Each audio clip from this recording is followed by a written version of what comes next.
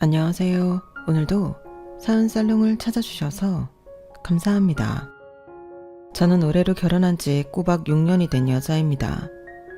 현재는 두 돌이 된 딸아이를 키우고 있고요. 시부모님과 한 집에 살고 있어요. 그래서 저희 딸까지 총 5명이 살고 있는데 예전에는 그런 집들도 많았지만 요즘은 보기 드물어서 그런지 다른 분들이 저더러 시부모님이랑 같이 사는 게 힘들지 않냐고 묻기도 하더라고요. 저는 거꾸로 너무 만족하며 살고 있는데 그도 그럴 게 남편은 물론이고 시부모님이 저를 정말 딸처럼 아껴주시거든요. 그리고 저는 그런 사랑이 많이 고픈 사람이어서 이렇게 사랑받고 살 수 있음에 늘 감사한 마음인데요. 지금부터 제가 어떤 사연이 있고 현재는 얼마나 행복하게 살고 있는지 제 이야기를 들려드릴게요. 우선 저의 어린 시절부터 말씀을 드리자면 저희 친정도 나름 부유하고 단란하게 잘 살았어요. 다만 그 기간이 그리 길지 않았다는 것이 제 불행의 시작이었는데 저희 친정엄마가 제가 초등학교에 입학하고 얼마 지나지 않아 폐암에 걸리셨어요. 그래서 다른 엄마들은 교문 앞에서 기다렸는데 저희 엄마는 한 번도 그러질 못했어요. 어린 마음에 저는 그게 참 부러웠거든요. 게다가 집에 가면 엄마가 입원해서 없거나 퇴원해서 집에 있어도 늘 침대에 누워 약기운에 잠이 들어 있었는데 집안 분위기가 말이 아니었어요. 그 어린 나이에도 눈치를 보게 되는 그런 무거운 분위기였죠. 그리고 저희 외할머니는 제주도에 살고 계셨는데요.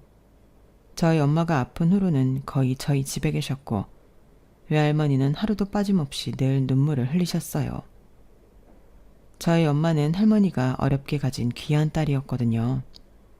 그래서 가도 당신이 먼저 가야지 어떻게 자식을 먼저 보내냐고 보이지도 않는 하나님께 늘 눈물로 기도를 하셨는데 저희 아빠도 마찬가지셨어요. 내가 당신 없으면 어떻게 살아? 제발 나만 두고 떠나지 마. 어? 부탁이야. 라고 울면서 말하는 것도 봤는데 저 역시 당장 엄마가 사라질 것 같아서 늘 불안한 마음으로 살았어요. 그리고 저희 엄마는 다른 사람도 다른 사람이지만 유독 저한테 미안하다고 하셨는데 지금 생각해보면 엄마는 단 한 번도 저에게 괜찮다고 엄마 금방 나을 거라는 말은 하지 않으셨죠. 어쩌면 저희 엄마는 당신이 낫지 못한 걸 아셨던 것 같아요. 그래서 그런 희망의 말 대신 혜정아, 엄마가 미안해. 우리 딸한테 해줘야 할 일이 참 많은데 엄마가 그러지도 못하고 너무 미안해 라며 늘 입에 미안하다는 말을 달고 살았는데 어린 마음에 엄마의 그런 말들이 저에겐 버거웠어요. 미안해하지 말고 얼른 다른 엄마들처럼 건강해져서 학교 교문에 마중도 나오고 첨가원 수업에 다른 엄마들처럼 예쁘게 하고 오라고 저는 말하고 싶었는데 차마 통증에 아파하는 엄마의 모습에 그 말은 할 수 없었어요. 그래서 오히려 제가 엄마, 나는 괜찮아. 엄마, 아프지 마요. 라고 엄마를 위로했는데요. 그러면 엄마는 제 말에 또다시 미안하다는 말을 앵무새처럼 계속 하셨죠. 아마도 다른 말을 할 수 없을 정도로 저희 엄마는 저에게 미안하셨던 것 같아요. 그리고 이상하리만큼 친가에 대한 기억은 없는데 저희 아빠가 당시 무슨 사업을 외갓집에서 지원받아 하고 있던 걸로 알고 있어요. 그런데 그것도 엄마가 돌아가신 후 끝이 났고 그렇게 저희 엄마에게 가지 말라며 눈물로 호소하던 아빠는 1년도 되지 않아 저에게 새엄마라며 인사를 시키셨어요. 그러니 외할머니가 어떻게 그럴 수 있냐고 저희 아빠와 멱살까지 잡으며 실랑이를 하셨는데 산 사람은 살아야죠. 혜정이도 엄마가 필요해요. 장모님이 혜정이 엄마가 될 순 없잖아요. 라며 자기 복을 자기 발로 차고 말았죠. 그리고 저는 그날 이후 저는 외할머니를 본 적이 없는데요. 아마 그때부터 외갓집에서 저희 아빠에게 경제적인 지원은 물론이고 돈줄을 끊어버렸다고 들었어요. 그리고 저에겐 갑자기 1살 아래인 여동생이 생겼는데 말이 동생이지 동생은 저희 집에 온 그날부터 자기가 원래 이 집 딸인 듯 행세를 했죠. 제 방도 뺏어가고 제가 가지고 있는 것 중에 비싸고 좋은 건 몽땅 자기 거라며 가져갔는데 저도 가만히 있지 않았어요. 그러자 새엄마는 너는 언니인데 동생한테 양보할 수도 있지. 왜 그렇게 욕심이 많아?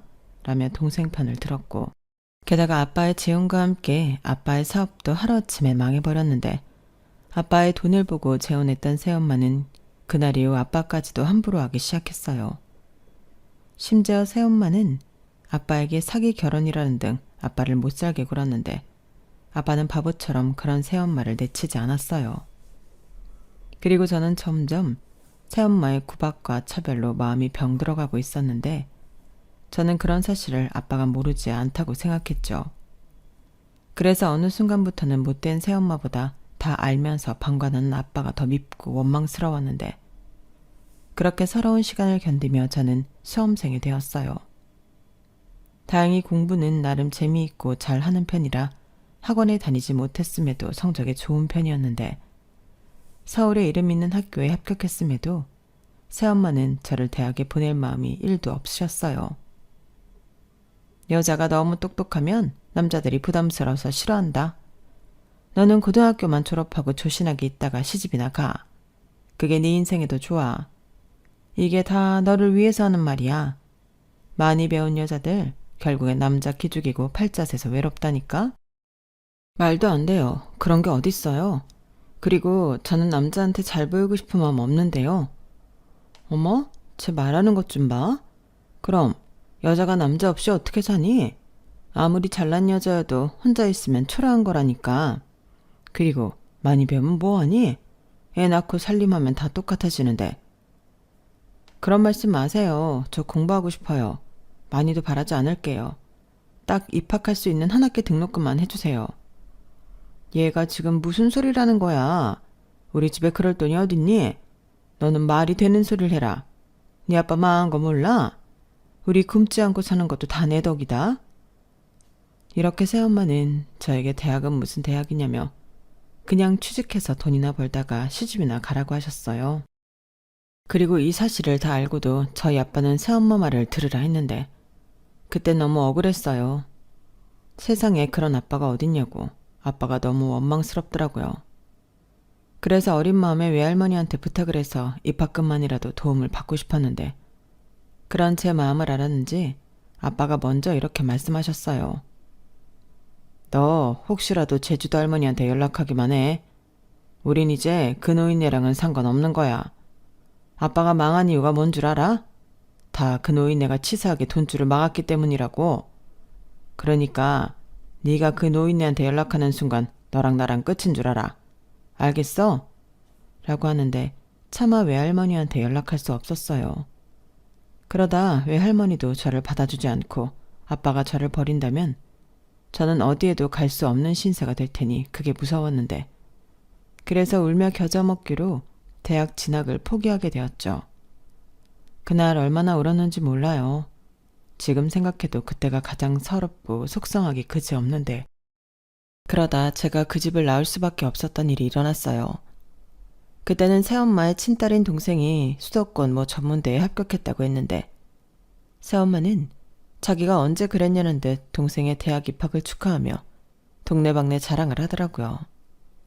그때가 저희 집 상황이 크게 달라진 것도 없었는데 새엄마는 동생에게 등록금 걱정하지 말라며 저 때와는 180도 다른 모습을 보이셨죠. 심지어 요즘은 여자도 배워야 한다며 떠들고 다니시는데 그때 느꼈던 충격은 이루 말할 수 없었어요. 그리고 그때도 허수아비 같았던 저희 아빠는 새엄마한테 아무 말도 하지 못했는데 그래서 아쉬운 사람이 우물을 판다고 저는 새엄마한테 이건 불공평하지 않냐고 따져 물었죠. 그러자 새엄마는 마치 그래서 뭐 어쩌라고? 라는 듯 저를 무시했는데 그때 알았어요. 내가 살려면 이 집을 나가야겠다는 걸요. 그렇게 생각하니 더 이상 화도 나지 않게 되었는데 저는 그때 이 사람들과 평생 보지 않겠다는 마음을 갖고 있었기 때문이었죠. 그래서 며칠 뒤 계획하에 저는 집을 나왔고 가지고 있는 돈을 탈탈 털어 허름하긴 했어도 소중한 보금자리인 고시원에 들어갔는데요. 그때부터는 정말 열심히 일을 했어요. 내가 벌어 대학에 가겠다는 그 일념 하나밖에는 없었으니 열심히 안 할 수 없었죠. 그래서 당시 제 몸무게가 36kg밖에 나가지 않았는데 그렇게 먹는 것도 아끼며 돈을 모았어요. 그리고 그때 돈을 번다는 게 참 쉽지 않다는 걸 알게 되었는데요. 그래서 더욱더 대학에 가야 한다는 생각을 했었죠. 새엄마 말처럼 여자도 배워야 잘 살 수 있다고 생각했거든요. 그리고 1년이란 시간 동안 딱 죽지 않을 만큼 일하고 공부에 집중하는 생활을 했더니 저는 먼저 붙었던 대학보다 더 좋은 대학에 들어갈 수 있었는데 그 기쁨도 그리 길진 않았어요. 이후 등록금을 마련하기 위해 저는 휴학과 복학을 반복할 수밖에 없었거든요. 그때 솔직히 심적으로 많이 힘들었어요. 다들 열심히 공부하는데 자기 손으로 등록금까지 벌면서 공부하는 학생은 많지 않았으니까요. 그렇다 보니 제 딴에는 열심히 공부를 해도 성적은 장학금을 받는 정도는 되지 않았는데 결국 저는 대학을 포기할 수밖에 없었죠. 계속 이렇게 살다가는 이도저도 안 될 것 같았거든요. 그래서 그때부터는 대학도 못 나왔는데 돈이라도 많이 벌어야겠다고 생각해 정말 죽기 살기로 열심히 일했는데 그러다 죽으라는 법은 없다는 건지 기적처럼 지금의 남편을 만나게 되었어요. 남편은 소위 말하는 명문대를 나온 사람이라 저랑 같은 곳에서 일하기는 아까운 사람이었는데 그냥 아우라부터 다른 사람이었죠.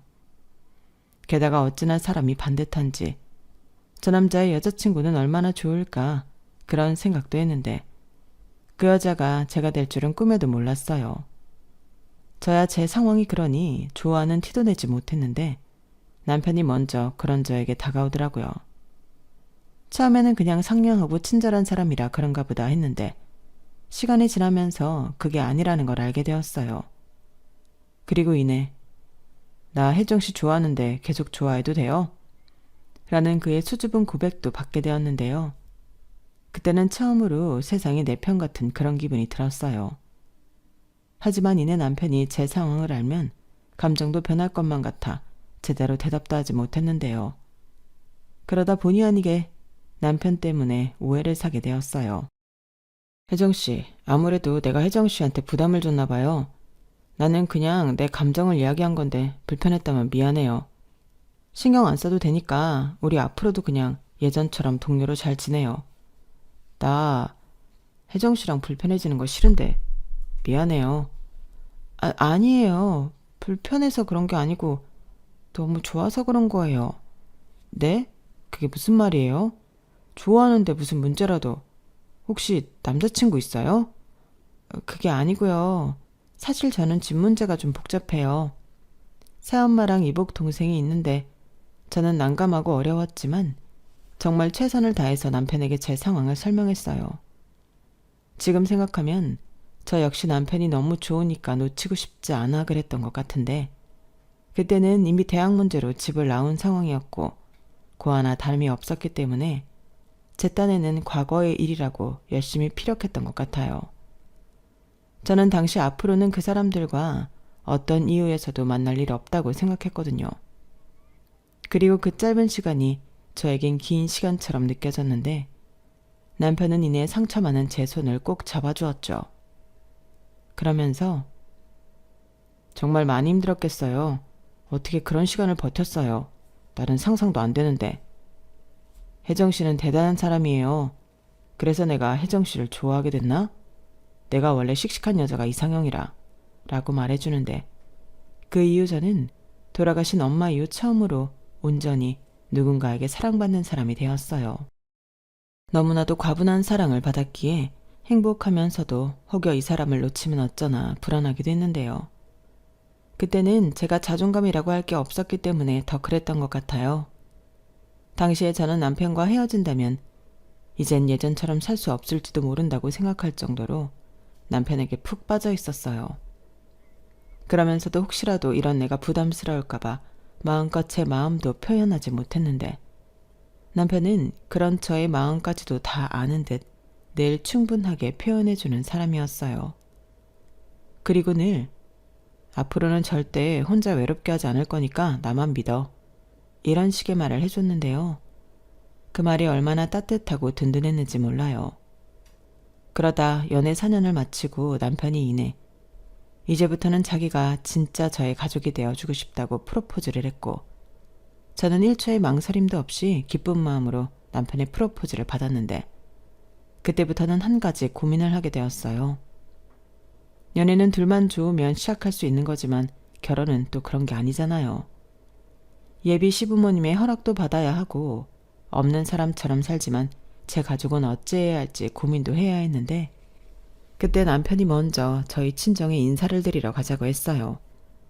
뭐? 우리 집에 가자고? 아무리 생각해도 그게 맞는 것 같아. 결혼식에 참석을 하시든 안 하시든 그건 상관없지만 집에 알리지도 않고 결혼을 한다는 건 두고두고 후회할 것 같아. 글쎄, 가봤자 좋은 소리도 못 들을 텐데 굳이 그래야 할까? 혜정아, 나 못 믿어? 이제부터는 아무도 혜정이 너한테 상처 줄 수 없어. 내가 있는데 어림도 없지. 그리고 이건 일종의 선전포고야. 혜정이 네 옆에 내가 있으니까 함부로 하지 말라는 경고야. 그렇게 말해주는 건 너무 기쁘지만 우리 새엄마 정말 이상한 사람이야. 말도 함부로 못하고. 괜찮아. 그냥 죄 지은 거 없으니까 떳떳하게 결혼하자는 거니까. 저는 그렇게까지 말하는 남편에게 더는 아무 말도 하지 않았어요. 저 역시 도둑 결혼이 아닌 이상 이렇게 잘난 남자친구가 내 편이라는 걸 그 사람들에게 보여주고 싶었고 참 오랜만에 저는 아빠에게 연락을 했는데요. 아빠는 그 사이 새엄마한테 무슨 소식이라도 들은 건지 네가 웬일이냐? 집 나갔을 때는 아빠고 뭐고 필요 없다는 거 아니었어? 왜? 혹시 너 무슨 사고 쳤냐? 돈 해달라고 전화한 거면 당장 끊어라. 그럴 돈 없으니까. 라고 매몰차게 말하는데 얼굴을 보지 않음에도 저는 바짝 얼어버렸어요. 그리고 무슨 정신으로 얘기를 했는지 기억이 나지 않지만 결혼하게 되어서 예비 남편이랑 인사를 가겠다고 순식간에 말해버렸는데요. 거기에 혹여 또 돈 얘기를 먼저 할까 싶어 결혼하는데 돈 해달라는 말 하지 않을 거라고 못을 박아주니 아빠는 헛기침을 몇 번 하고는 그저 알겠다고만 하고 전화를 끊었어요. 그 순간 정말이지 내가 결혼하는데 굳이 인사를 가야 하나? 남편에게 안 그래도 될 것 같다고 몇 번이나 얘기를 했는데 제 이야기를 다 듣고도 남편은 아니라며 자기한테 맡기라 하더군요. 그리고 이윽고 그날이 되었어요. 무슨 10년, 20년은 아니었지만 오랜만에 친정에 가게 되니 괜히 긴장이 되었는데 그때 남편이 아주 말끔하게 차려입고는 손에는 고급 과일 바구니와 케이크, 거기에 고급 위스키까지 챙겨서 나타났어요. 그러자 새엄마와 새엄마 딸이 입이 떡하고 벌어졌는데 그때는 살짝 제 어깨가 으쓱하긴 했죠. 그래서 우리 혜정이랑 결혼을 하겠다고요? 어디서 어떻게 만났는데? 같은 회사에서 만났고 제가 좋아해서 쫓아다녔습니다. 너무 예쁘고 바른 사람이라 제가 한눈에 반했거든요. 아, 하긴 혜정이 제가 어릴 때부터 남자만 보면 음흉하게 살살 꼬리치고 그러긴 했어요. 딱 보니 거기에 넘어갔네. 뭐 어찌되었든 결혼한다고 하니 그건 알겠고 혹여 뭐라도 우리한테 기대하는 거면 그런 거 없습니다.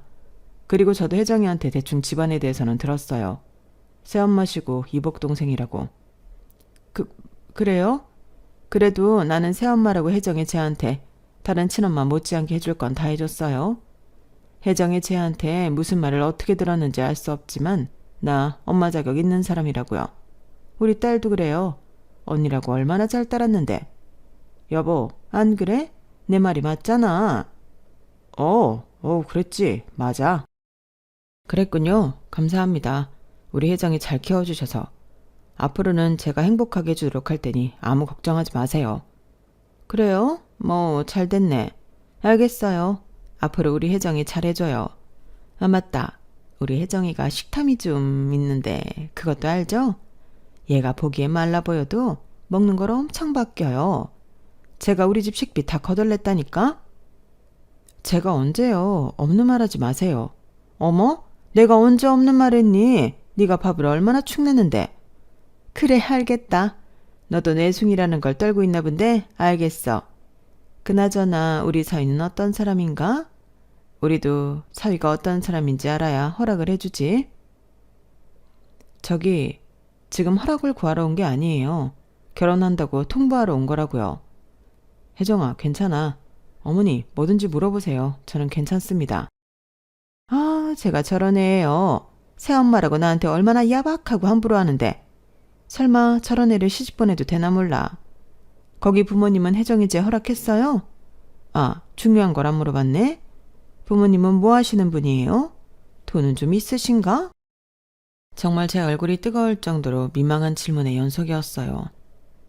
그리고 새엄마는 제 남편 앞에서 제가 얼마나 못난 사람인지 없는 흉도 만들어내서 저를 이상한 사람으로 만들려고 했는데 남편은 이미 예상이라도 했다는 듯 태연하게 행동했어요.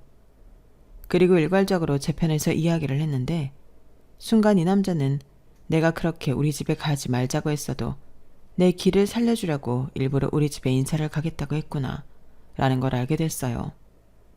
그리고 남편의 그런 의도를 알게 되니 너무 고마운 마음이었는데 그 이후에도 새엄마의 노골적인 질문들이 이어졌죠.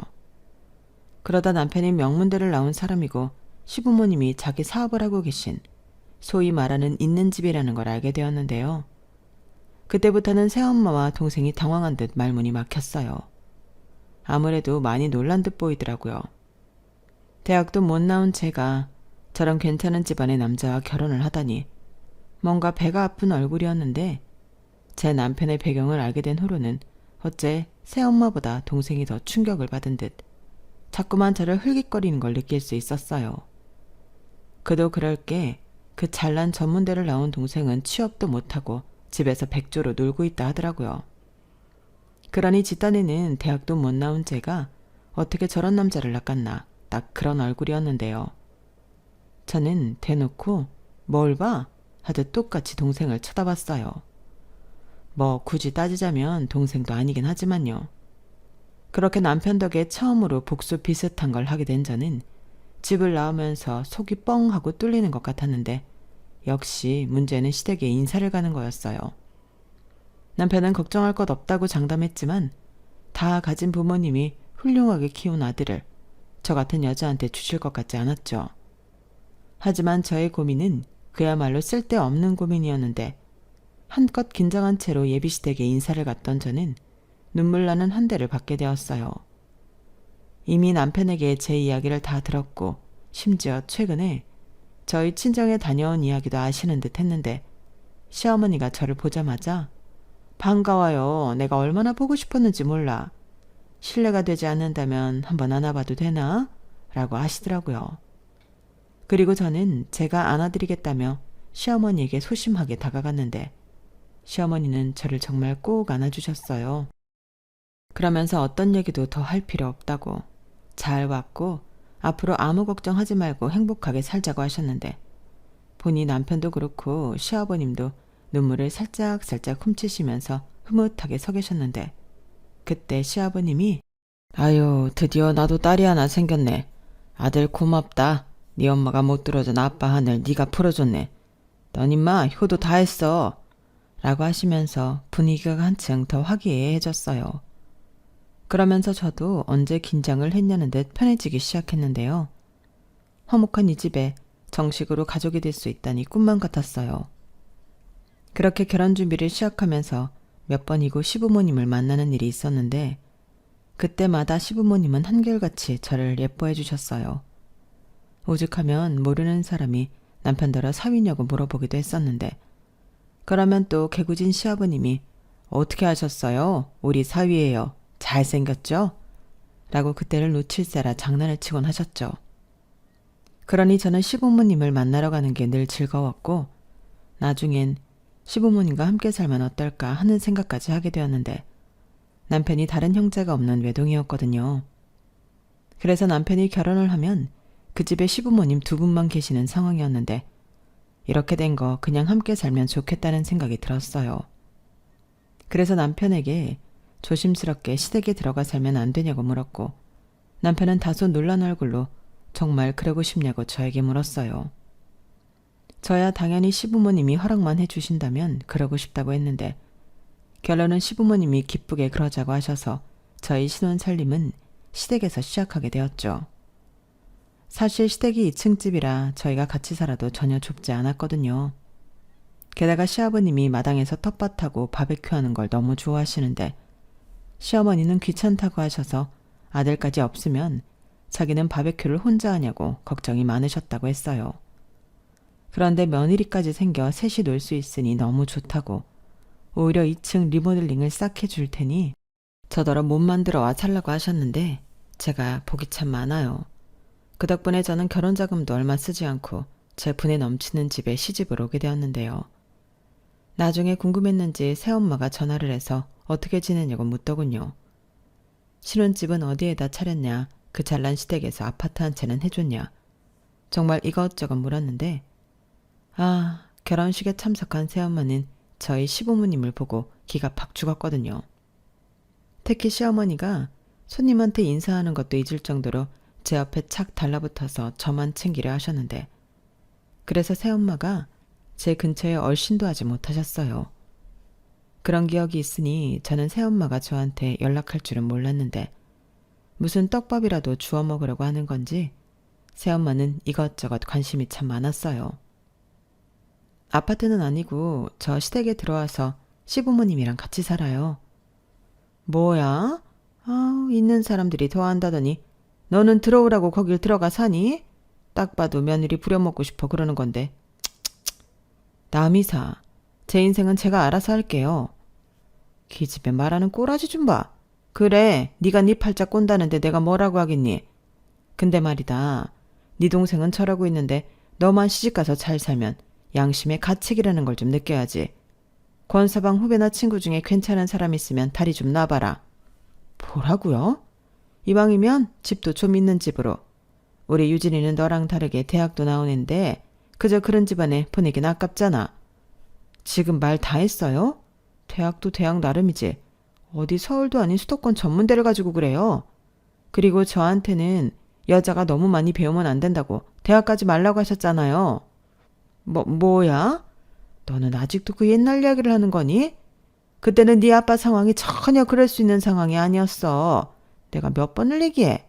그리고 팔은 안으로 굽는데 어쩌겠니? 그리고 너도 그러는 거 아니다. 아무리 서울이 아니어도 대학은 대학인데 그렇게 무시를 하면 안 되지. 너는 대학 근처도 못 갔잖아. 누가 못 갔대요? 저도 대학 갔어요. 그것도 누구랑 다르게 서울에 아주 이름 있는. 그러니까 괜한 헛소리 하지 마시고 다시는 연락하지 마세요. 우리 그럴 사이 아니잖아요. 어쭈? 이게 이제 시집갔다고 아주 막 나오네? 오라, 지만 잘 살고 싶은 거구나. 너 마음 신부 그따위로 먹으면 벌 받아. 네 남편이 언제까지 너를 그렇게 사랑할 것 같니? 남자들 다 똑같아. 한 1, 2년 있으면 내가 너랑 왜 결혼했는지 모르겠다고 이혼하자고 할걸? 너, 네 남편 너무 믿지 마라. 저는 대놓고 저한테 저주를 퍼붓는 새엄마의 말에 더는 아무 대꾸도 하기 싫어 전화를 끊어버렸어요. 그리고 다시는 엮이고 싶지 않다는 생각에 친정 가족들 번호를 모두 지워버렸는데 아빠의 번호부터 지워버렸어요. 사실 제 결혼식에 저는 아빠의 손을 잡고 신부 입장을 할 생각이 없었거든요. 그런데 동생한테 부탁을 받았는지 저더러 식장에는 혼자 들어가라고 했는데 그게 이상하리만큼 화가 났어요. 제가 친딸인데 어떻게 그럴 수 있는 건지 그냥 아빠라고 부르기도 싫었는데 그래서 그 번호부터 지워버리자 마음먹었죠. 그렇게 저는 친정에 대한 기억을 모두 지우고 시부모님과 남편에게 최선을 다하고 싶었어요. 저도 저에게 잘해주는 사람에게 보답하고 싶은 마음이 컸거든요. 그래서 시어머니가 괜찮다고 해도 늘 아침상은 제가 먼저 일어나 차렸고 시부모님이 사업 때문에 바쁘시면 솔선수범해서 도와드리기도 했는데 그러면 수고비라고 제 통장에 꽤나 큰 용돈을 넣어주기도 하셨어요. 그러면서 용준이한테는 비밀이다. 그 돈 갖고 너 갖고 싶은 거 있으면 사. 라고 하셨는데 평생 이런 관심과 애정을 받지 못했던 저는 너무 행복했어요. 거기에 잘은 몰랐는데 시부모님이 하시는 사업이 제법 큰 사업이었고 제가 등록금 때문에 대학을 중간에 포기한 걸 너무나도 안타까워 하셨는지 저더러 언제든 다시 대학에 가서 공부를 했으면 좋겠다고 하셨죠. 저는 말씀만이라도 너무 감사하다고 그런데 이미 너무 과분하게 받아 그 정도는 제 힘으로 하겠다고 말씀드렸는데 당신은 언제든 제 뒷바라지를 할 의향과 자신이 있다며 결정만 하라고 하셨어요. 세상에 이런 시어머니가 또 있을까? 마치 하늘에서 저희 엄마가 제가 너무 불쌍해서 당신 대신인 사람을 저에게 보내셨나 할 정도였는데요. 그래서 결혼하고 1년 뒤 저는 제가 번 돈으로 대학에 재입학을 했어요. 그러면서 저는 한 가지 목표가 생겼는데 시부모님 사업을 도와드리고 싶다는 거였죠. 그래서 대학 졸업 때까지 다니던 회사를 그만뒀는데요. 그 즈음 타이밍이 맞았는지 남편도 대기업에 이직하게 되었어요. 남편은 처음부터 시부모님 사업을 물려받을 생각이 없다고 했거든요. 시부모님은 그 점을 참 안타깝게 생각하셨는데 본인이 싫다고 하니 어쩔 수 없다고 단념하셨다 하더라고요. 그래서 제가 물려받겠다는 건 아니고 남편 대신 도와드리겠다는 마음이었는데 어차피 일할 거라면 시부모님을 도와드리고 월급을 받고 싶었어요. 그리고 그런 제 결정을 시부모님이 두 팔 벌려 환영하셨는데 남편이 고맙다고 하더라고요. 자기가 못하는 걸 제가 대신 해줬다며 저에게 또 참 잘해주던 남편이었는데 이런 사람이 내 가족이라고 생각하니 밥을 먹지 않아도 전혀 배고프지 않았어요. 그리고 시간이 어찌나 빨리 흐르던지 어느덧 대학 졸업을 하게 되었고 저는 시부모님 회사에 들어가 가장 밑바닥부터 차근차근 일을 배우기 시작했는데 거의 잠잘 시간을 빼면 시부모님과 함께하는 생활이었어요. 누군가는 숨 막히지 않냐고 저에게 묻기도 했지만 저는 전혀 아니었죠. 항상 웃고 다녀서 얼굴에 팔자주름까지 생겼는데 저는 그 주름이 싫지 않았어요. 그 정도로 일하는 내내 저는 너무 즐겁고 보람있게 일했고 무엇보다 대학을 졸업한 뒤 다시 일을 하게 되어 일이 재미있었어요. 그러자 시부모님은 저를 정말로 후계자처럼 농담 반 진담 반 이야기를 하실 때도 많았는데 맹세코 시부모님 사업을 내가 물려받아야겠다는 욕심은 없었어요. 하지만 회사 사람들도 그렇고 그런 게 언제부터 기정사실화 되어 있었는데 시어머니가 네가 너무 잘해서 그래. 우리 지금은 그냥 그러나 보다 생각하자. 나도 그렇고 네 시아버지도 아직은 건재해. 나중 일인데 뭐 어떠니? 나는 오히려 네가 우리 곁에 있어서 너무 든든하다. 라며 저더러 부인하지 말고 편하게 생각하자고 하셨어요. 그리고 제 생각에도 시부모님이 건강하신데 일선에서 물러나실 거라는 건 생각조차 할 수 없는 일이라 애써 부인하고 다니는 것도 이상하다 생각했는데요. 지금은 그런 생각을 할 때도 아니었어요. 그렇게 저는 시부모님과 가장 가까운 곳에서 일을 하는 위치까지 올라가게 되었고 어느덧 천사가 드디어 저희 부부에게 찾아왔는데 그땐 세상을 다 가진 기분이었어요. 남편도 시부모님도 아이를 위해서라도 일은 잠시 미루고 쉬라고만 했는데 그럴 수가 없었죠. 저는 오히려 회사 일이 태교라는 생각으로 더 열심히 일했는데 뱃속의 아이도 엄마가 집에서 쉬는 것보다 열심히 일하는 모습을 좋아할 것 같았어요.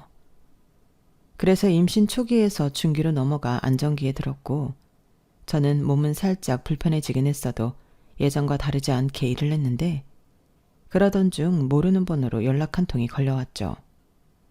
그 당시에는 모르는 번호여도 업무와 상관된 전화가 자주 걸려왔기에 대수롭지 않게 전화를 받았었거든요. 그런데 그게 화근이었는지 저는 그만 새엄마의 전화를 받게 되었고 첫 마디부터 소름이 돋는 그 목소리를 듣게 되었어요. 나다, 엄마야. 너 잘 지내고 있니? 어떻게 된 게 기집애가 시집가고 나서는 도통 연락이 없어. 왜? 너무 행복해서 이젠 친정 생각도 안 나든? 하긴 부잣집에 시집갔는데 우리 생각이 난리 없지. 왜 전화하셨어요? 그때 제가 분명히 앞으로 연락하지 말라고 했는데요. 어머? 너 너무 매정하다. 아니 어떻게 호적상 엄마인 나한테 그럴 수 있니? 우린 끊을래야 끊을 수 없는 그런 부모-자식 관계잖아. 다른 건 아니고 너한테 부탁할 일이 있어서 연락했다. 네 동생이 시집도 가기 전에 애를 가졌어. 그래서 배부르기 전에 식을 올려야 하는데 네 아빠가 능력이 없으니 어쩌냐? 잘 살고 있는 너한테 손 좀 벌릴 수밖에. 뭐라고요?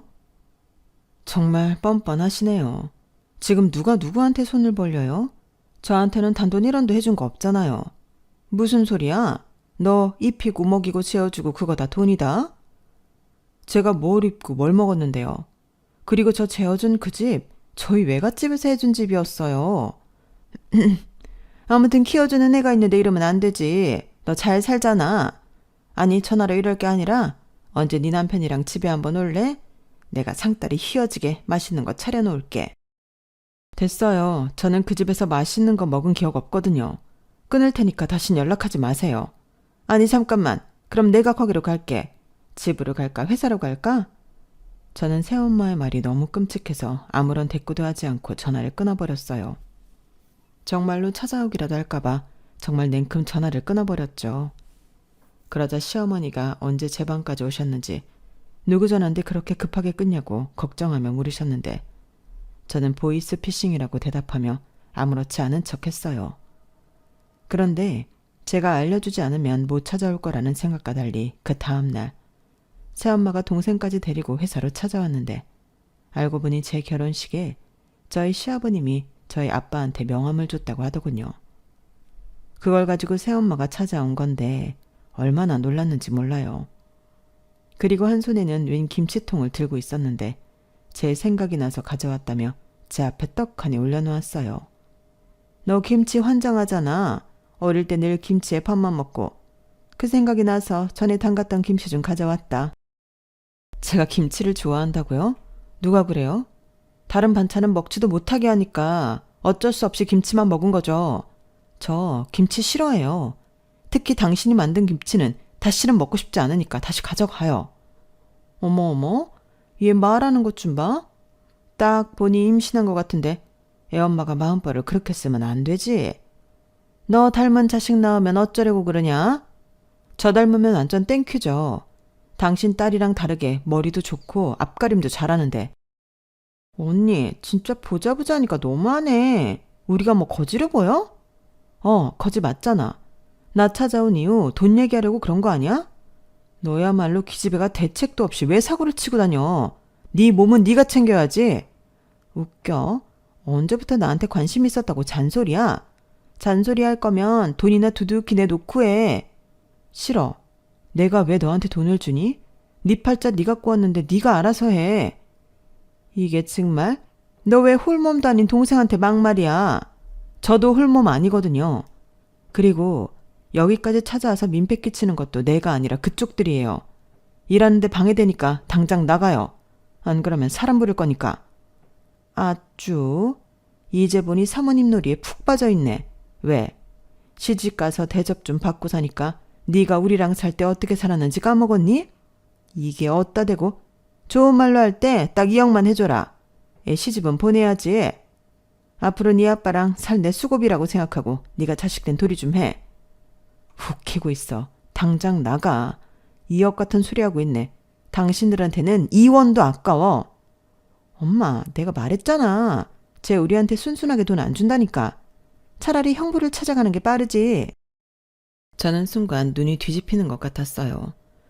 내가 아니라 내 남편에게 찾아갈 걸 그랬다는 동생의 말에 참을 수 없는 분노를 느낀 건데요. 그래서 그 말에 제가 그 사람들이 들고 온 김치통을 확 던져버렸죠. 그러자 그 충격에 뚜껑이 열려 안에 있는 김치들이 고스란히 그 사람들 앞에서 폭발하듯 터졌는데 저도 살짝 당황하긴 했지만 김치 국물을 뒤집어 쓴 새엄마와 동생을 보니 그렇게 통쾌할 수가 없었어요.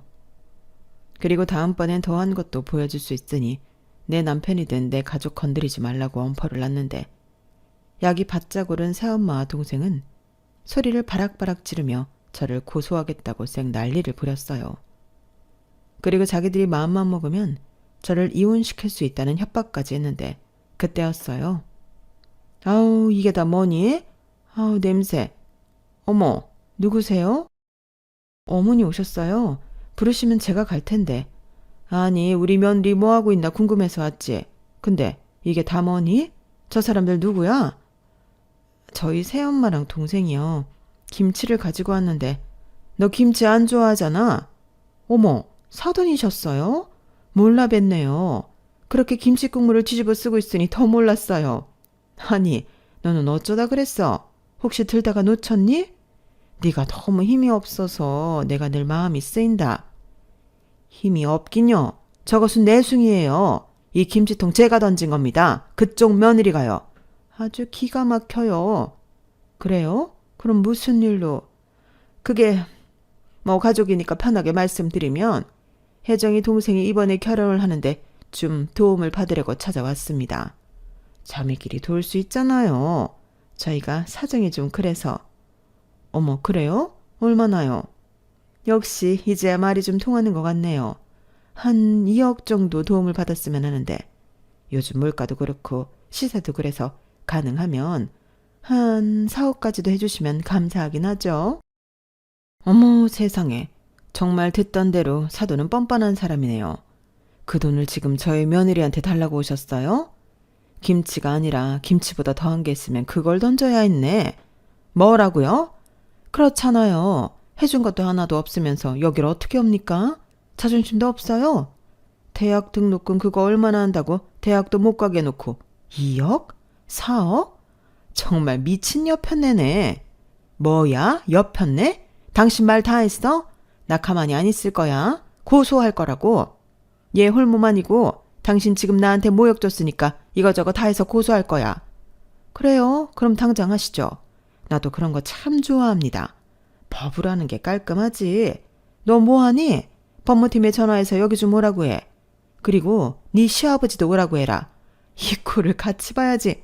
그리고 대개 딸만 애 가진 거 아니에요? 우리 며느리도 홀몸이 아니란 말입니다. 이 뱃속에 있는 애는 내 귀한 핏줄이고요. 당신 우리 애 잘못 건드렸어. 어디서 내 귀한 며느리를. 당신 같은 사람은 내가 먼저 손봐줄 거야. 아니 이봐요. 지금 돈 있다고 사람을 함부로 해도 되는 겁니까? 왜요? 돈 없는 사람도 사람을 함부로 하는데 돈 있는 나는 그러면 안 됩니까? 저는 말씀하신 대로 아쉽지 않을 만큼 돈이 있습니다. 그러니까 이번 일은 절대 그냥 넘어가지 않을 거예요. 어디 감히? 저기 사돈 그러지 마시고 저도 처음부터 이럴 생각은 아니었습니다. 좋은 게 좋은 거라고 저희 좀 도와달라는 말씀이죠. 막말로 2억 정도면 사모님, 아니 사돈한테는 껌값이잖아요. 아니 무슨 그렇게 비싼 껌이 다 있습니까? 그리고 잘 모르시나 본데 원래 있는 사람이 더한 법이에요. 그러니까 이렇게 살게 됐죠. 됐고 거기 딱 가만히 있어요. 증거 사진 좀 찍게. 아니다. 너 여기 CCTV 있지? 네 있어요. 어머 어떡해. CCTV도 있대. 아우 사돈. 아니 사모님 저희가 잘못했어요. 저희가 급해서 그만. 그래도 계모도 엄만데 자식한테 도움 좀 받겠다고. 자식이요? 누가 자식을 그렇게 합니까? 나는 댁 같은 여자 세상에서 제일 혐오해요. 저는 그 순간 참 천군만마를 얻은 기분이었어요. 저희 시어머니는 평소에는 온순하시고 인자하신 분이었는데 그때는 그 카리스마가 장난이 아니더라고요. 그리고 연락을 받고 오신 아버님은 오셔서는 애기 놀란다며 저부터 나가 있으라고 하셨고 다시는 이런 일이 없도록 하겠다며 바로 법무팀에 얘기해 업무 방해까지 엮어 고소 준비를 하게 시켰는데 나중에 CCTV를 보니 새엄마와 동생이 무릎까지 꿇고 잘못했다고 싹싹 빌었더군요. 그러면서 다시는 저에게 연락하거나 나타나지 않겠다고 약속을 했다는데 다시 나타난다면 10억을 내놓는다는 서약으로 일이 마무리되었어요. 그 이후 돈이 무서운 건지 저는 두 모녀의 근황을 모르고 살 수 있었는데요. 그 덕에 출산까지 무사히 마칠 수 있었어요. 출산이라는 게 정말 제 목숨을 걸고 하는 거라는 걸 저는 그때 알았어요. 그래서 부모가 된다는 게 이렇게 어려운 거구나 깨닫고 한동안은 하늘에 계신 엄마 생각을 정말 많이 했는데요. 만약 살아계셨다면 저에게 얼마나 힘이 되어 주셨을까 눈물도 많이 흘렸어요. 하지만 친정엄마 같은 시어머니가 있으니 저는 산후조리도 참 극진하게 받았는데 무엇보다 태어난 손주가 귀여운 손녀라서 시부모님이 난리가 아니셨어요. 나중에 남편한테 들었는데 시어머니가 자기를 낳고 자궁암에 걸리셔서 자궁을 드러내는 바람에 아이를 낳을 수 없게 되었다고 했는데 두 분이 딸을 참 원했다고 하시더라고요. 그래서 딸 같은 아들로 키우겠다고 하셨지만 그러진 못했고 딸 같은 며느리를 얻어 소원을 풀었다고 하셨는데 이젠 정말로 손녀딸을 얻으셨으니 이젠 완전히 당신들 소원을 푸신 것과 다름이 없었죠. 그리고 그런 손녀딸을 낳아준 채가 너무 귀하고 고맙다며 아직까지도 변치 않는 사랑을 베풀어 주시는 시부모님이신데 저는 앞으로 평생 시부모님에게 사랑한다 말하며 효도하며 살 생각입니다. 어떤 때는 남편보다도 시부모님 때문에 결혼을 잘했다는 생각을 할 때도 많거든요. 그만큼 제게는 두 분 다 선물 같으신 분들이신데 앞으로 아주 오랫동안 건강하게 저희와 함께 해주시길 바랄 뿐이에요. 그리고 계획이라면 계획인데 아이를 둘 정도는 더 낳고 싶은 마음이 있는데요. 저희 가족이 완전한 대가족이 되는 그날까지 남편과 노력해볼 생각입니다. 저희 시부모님은 생각만 해도 너무 행복하다고 저더러 복덩이라고 하시는데 사실 저에게 복덩이는 저희 가족들이에요. 이렇게 서로가 서로를 복덩이라고 부르니 저희는 더 행복한 사람들이 아닌가 싶어요. 내 가족을 사랑하지 않는 사람이 누굴 사랑할 수 있겠어요? 그리고 저는 저희 아이도 그런 사랑스러운 마음을 꼭 배웠으면 하는 마음인데 새엄마의 딸을 보니 더 그런 간절한 마음이 들더라고요. 아울러 지금은 어찌 사는지도 모르지만 아빠와 그 못난 가족들도 그걸 알았으면 하는 바람인데 자기들이 했던 짓 고스란히 돌려받으며 살았으면 좋겠네요. 그래야 공평할 것 같거든요. 제가 너무 뒤끝이 있나요? 그래도 어쩌겠어요. 받은 상처가 워낙에 커서 그렇게라도 하고 싶은걸요. 저도 마음의 수양을 더해야 저희 시부모님 같은 어른이 될 수 있나 봅니다. 이상 제 사연은 여기까지였어요. 지금까지 제 사연 함께해 주신 모든 분들께 감사한 마음을 전합니다. 그리고 끝으로 착한 사람들이 행복한 그런 세상이 되었으면 좋겠다는 바람을 남기며 저는 이만 마지막 인사를 드려야 할 것 같네요. 항상 행복하시고 건강 잘 챙기시길 바랍니다. 그럼 안녕히 계세요. 여러분, 사연 댓글에 응원과 현명한 조언 부탁드려요. 좋아요와 구독은 저에게 큰 힘이 됩니다. 오늘도 좋은 일 가득하세요.